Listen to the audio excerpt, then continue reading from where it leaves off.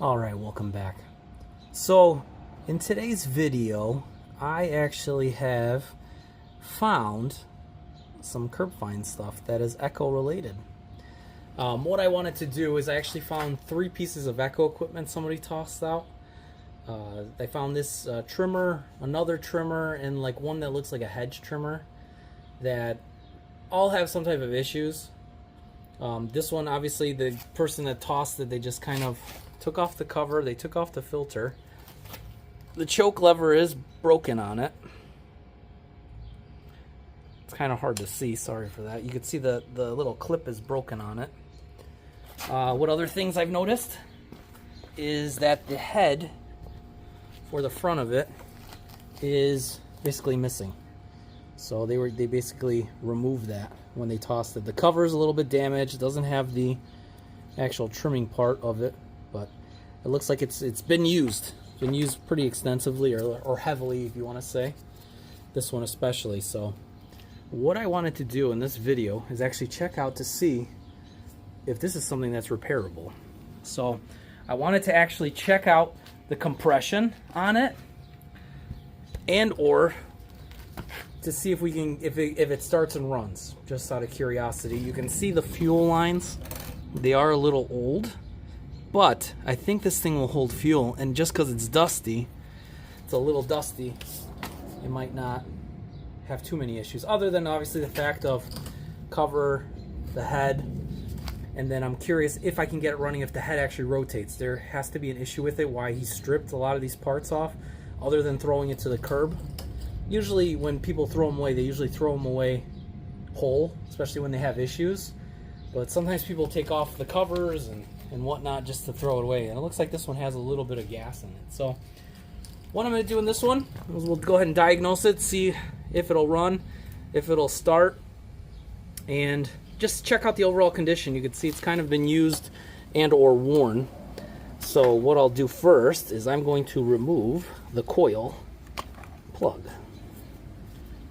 Plug, just to see what type it is, condition of it, and then what we can do is I want to check compression first, because on 2 strokes, in some cases, sometimes people forget that it's a 2-stroke and they put straight gas. So if it's something like that, we can automatically assume that the piston's scored and that it'll most likely need replacement. So what I'll do first is, let me just get an attachment for a plug. That's too big. Let me try 5/8. Oh, that's too small. Let me try.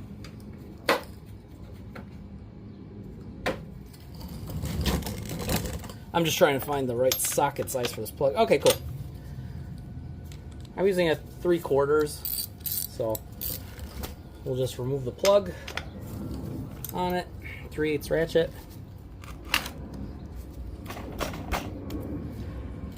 Alright.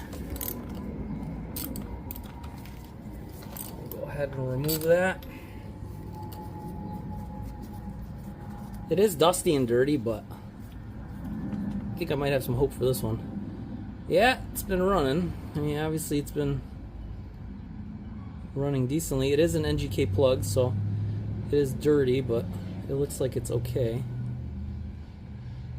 Alright, well, what I'll do is first I'll try to clean off the tip maybe before placing it back in there, just to see if it'll help. And then what we'll do first here is I'll get the compression tester, and this is the Mighty Vac one that I used a couple videos ago, to see if I can find the correct ports. I believe it's the center one, because there's a few attachments in there. So I'm going to try first the center one, see if that one threads in, and it looks like it does thread. So this one is the correct one. I did use it on the Echo product when I first got it on my leaf blower, just to see, but I knew in the future I was going to run into something that's going to need to be compression checked first. And always on these, like what I like to do is just usually check to make sure it runs good. I mean, now in the future, going forward, I'm always going to check compression first, because on these, the condition of them, a lot of times people do toss them out once they obviously lose compression or they have issues. So what I'll do, it's zeroed out. I'll give it a few pulls, and then we'll see where its compression's at. I just got to make sure that this thing didn't come loose, so I just tightened it there a little bit. It is off right now, so it's not obviously going to start, but we'll give it about 4 or 5 pulls and see what the reading is.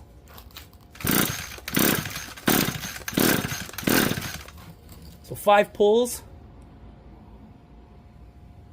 I would say roughly in the neighborhood of 110, about 120. So I'll try that one more time. That's pretty good compression, actually. Anything over 90 is pretty good, especially on obviously a small engine, or just on engines in general, especially this size. Anything over 90 is pretty good, so we'll do that again. 5 pulls, even better this time, a little over 130. So it is holding steady at about 130. 130, 120, somewhere around there. But overall, it's over 100, so that's a good sign. So that's good. So if it's got compression, I can only assume it has spark. So what I'll do next is I'll see if I can get my spark tester. Or actually, maybe we should just throw the plug back in and just see if it fires up. Maybe I'll do that, because if it's got good compression, I might as well just try. Here's a little bit of fuel. I'm just gonna wipe down or sand down the plug really quick, just a little bit, and just spray it with some cleaner on it. You could usually burn it off or clean it, but I usually just take some fine sandpaper and just kind of lightly just clean it off a little bit. And if you do these enough, you'll probably have parts. I mean, this engine is a fairly common engine. It is a SRM-2320, but I mean, I have like mine. It looks like the same size pretty much. It just has obviously a little bit different feature on it. So other than that, I'm just lightly just taking some sandpaper to it, just making sure the electrode is clean. I know you can't really see, and I apologize for that. I'm just taking some fine sandpaper and just kind of wiping around. You could actually take a torch to it and torch this. I just find that if I could just get some of the light carbon buildup, the electrode seems to be okay. I mean, it's not the best, it's not the worst, but let's see if it'll autofocus. There it goes. Not the best, not the worst. So what I'll do is let me just spray clean it really quick. I just use some general carb clean. I'll just spray it really quick.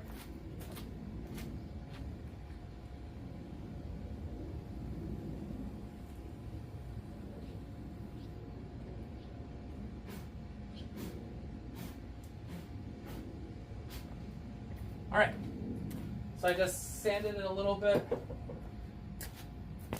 Could also use a bristle brush, now that I think about it. But just sanded it lightly a little bit around the edges and whatnot, and then I just used a little dab of carb clean on it, and then I just lightly blew it off. So it does have a little bit of carbon, but it shouldn't affect it too much. So we'll place that back in. Get a better angle here. So that's fairly interesting that he tossed this to the curb, but it does have compression on it, so unless maybe it has an issue with spark, but I guess we'll see, because there is a little bit of fuel in it. So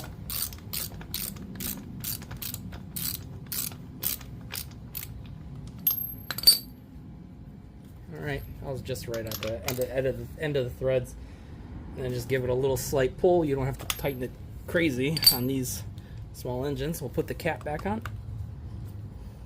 Okay. And up is choke. Down is obviously open. It doesn't have a filter, but I'm in the garage right now, so it shouldn't affect it too much. It is a little dirty and dusty, but I don't think it's going to affect it too much at all. So what I'll do is I'll prime it. 2, 3, 4. We'll put on choke. make sure it's on. It is a warm day, so we'll see if it fires up. So with echoes, you gotta kind of pull till you hear a pop, and then once you have the pop, you could then obviously put it down to run. And the throttle looks to be fine. I mean, it looks like it rotates fine. So what we'll do is we'll go ahead and see if it fires over. It's good. Okay, so it's running on choke.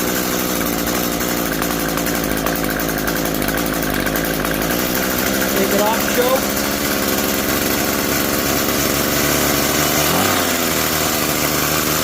Sounds like it's got a high speed. How's the head? I'll put the camera here to see if the head rotates.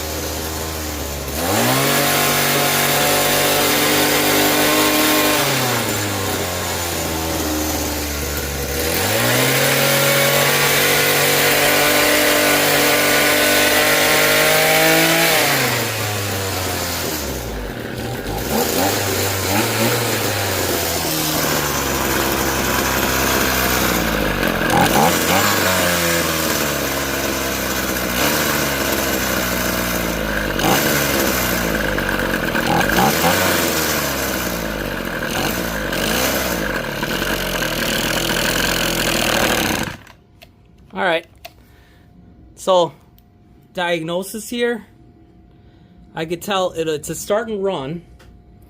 To me, I don't think it has anything to do with spark. I just think the carb itself is already worn out. And worn out, I mean by just the amount of probably hours on this thing, because it looks like it's been used a lot. So it'll run, it'll start and run, and it seemed to run really good on high, on choke. So when the choke was on, see, it's kind of hard without the little flap, but when the choke was on, it seemed to run really good. My assumption here is, obviously it's a carb issue. They might have been out in the field using it, or maybe they just got to that point where it was probably shutting off on them as they were running it. Or if they set it down, it would shut off. So they just got mad with it, flustered, and they're just like, you know what? I've gotten my years out of this thing. I'm just going to go ahead and toss it. Now, the good thing is, though, everything here is serviceable. So I'm going to try to locate how much a new head costs. I'll get a new cover for this, and I believe this actual back cover you can actually replace too. I'll just get an aftermarket. And then what we can do is probably the carb on this is probably not that expensive. So what I'll do is I'll price it out. I mean, it's a runner. It's got good compression. And worst case scenario, even if it's something I do invest time in and it doesn't work in the long run, this is going to be a perfect donor engine. I have Echo equipment, so I could always use this engine for something in the future because I know I'll run across it. Or I could just get it fixed up and I could just sell the engine as is. Somebody's always going to need an engine for something. But it looks like it looks like it's going to be a good runner. So can't fault it there. So that's one of three that basically have to be diagnosed. Like I said, the other two, there's one more. I have another string trimmer that's an Echo, and then another one that looks to be like a hedge trimmer, but the hedge trimmer attachment's missing on it or broken off. So I'll look into that one probably next here. But yeah, hope you guys like this quick diagnosis video. This Curbfind Echo.